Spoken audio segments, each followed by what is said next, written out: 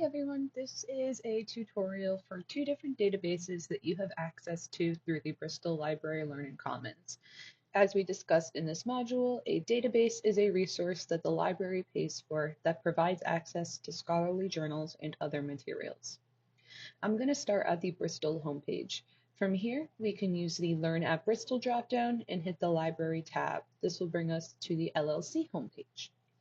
To use databases, I'm going to select the tab titled A to Z Databases and click the link that appears. I'm going to be giving examples of using the two biggest multidisciplinary databases that we have, Academic OneFile and Academic Search Complete. Multidisciplinary means that the databases have resources from a bunch of different subjects. If you want to find subject-specific ones for your courses, you can use the subjects filter here. Let's start with Academic OneFile. When I open this resource, the main page has a search bar and the option to browse by discipline. I highly recommend taking some time to explore this topic finder once you have a specific topic that you're working on. But for today, we're just going to use this basic search bar. I want to find information on dissociative identity disorder. I'm going to type this term into the bar using quotation marks. This makes sure that it searches for the phrase as a whole rather than the individual words. That might give me some unrelated results about different identity disorders. As we can see, this gives me a lot of options. We have academic journals, magazines, books, news, etc. I want to find academic journals, and I'm going to use this checkbox over here for peer-reviewed journals on the right side so that we know that that means it is credible and scholarly. Now this narrowed down my results a little bit. Another filter that I want to use is publication date. I want to see journals that were published in the past 5 years to make sure that I'm getting the most up-to-date information. Now I can start looking through these articles to find one that best fits my assignment. Once I see something that I am interested in, I can open it to begin reading. Because I access through the database, I have full access to read the full text.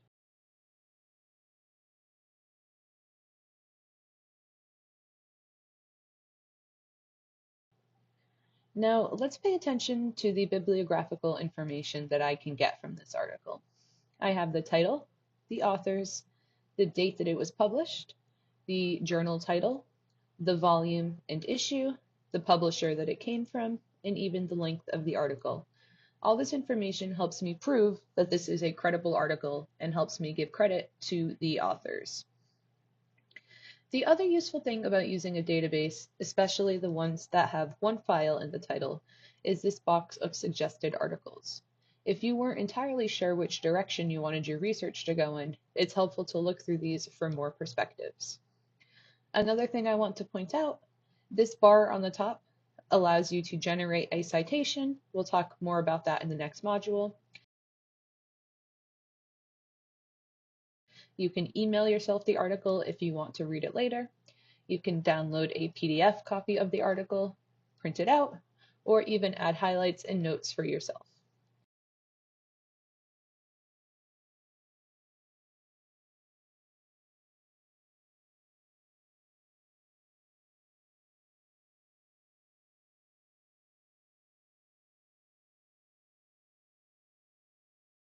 Now let's go back to our A to Z database list and check out a different one. This time I'm going to open up Academic Search Complete. Because this resource was created by a different company, it does look a little bit different, but I promise the functions are all the same.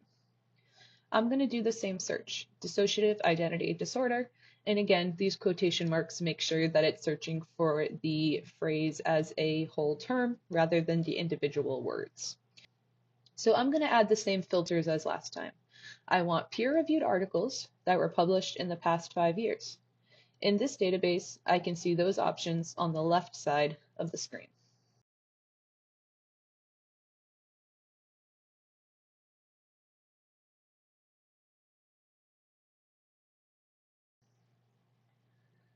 Let's check out this article. We can scroll down to read the full text and even navigate to the different parts of the article. I also want to show you something. If I tried to look up this article and read it without going through the library database, I can only read the abstract. That's because this is an article that's behind a paywall, but by using the library database, you were able to bypass it. Back to the database. I'm going to scroll down and take a look at the bibliographic information. While it looks different than the last one, the same information is all here. We have the title, authors, name of the journal it came from, the date it was published, the volume, issue, and even page numbers of the journal, and a list of related subject terms if you wanted to expand your research. To the right side of the screen, we have the same options, saving the article to your Google or OneDrive, printing out the article, emailing it to yourself, saving it in a folder, generating a citation, or even translating it or having it be read to you. To get a PDF, that's on the left side of the screen. You might prefer to read it in this format.